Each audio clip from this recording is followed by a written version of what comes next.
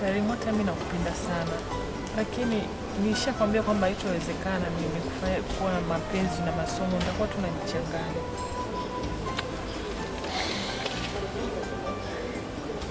Tevano, unajua ni jinsi gani wanachuo wasichana wa hapa chuoni wa jinsi wanavyonisumbua, haswa kuhusu mapenzi.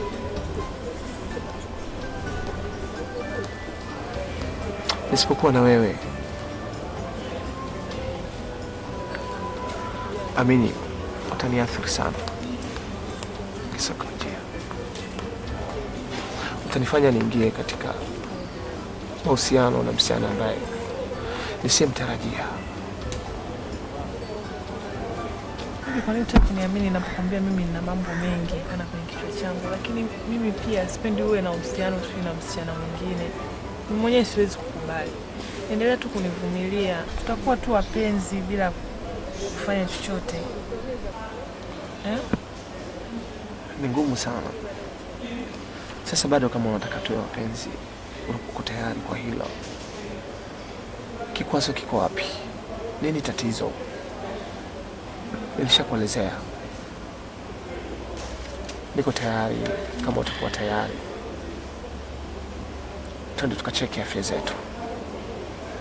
Ikiwezekana nilishakwambia twende tuka wazazi tukajitambulisha. Sielewi kikwazo kiko wapi. Sina dhamira unaofikiria wewe mbaya.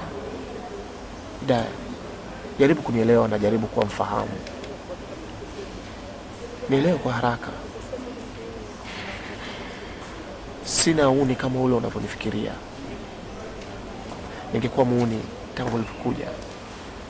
Ungeniona leo unachukua msichana huyu, kesho unakuwa na huyu. Lakini tangu ulipoingia wewe, na kuhitaji wewe tu, sihitaji mwingine. Sijui nikueleze vipi mpaka unielewe. Yaani mimi nashindwa hata jinsi ya kukuelezea. Mimi sintokuja kuolewa wala kufanya mapenzi katika maisha yangu. Na wewe umeshaniingia moyoni. Sasa mimi siwezi kuvumilia nikuona uko na wasichana wengine. Hidaya. Hidaya.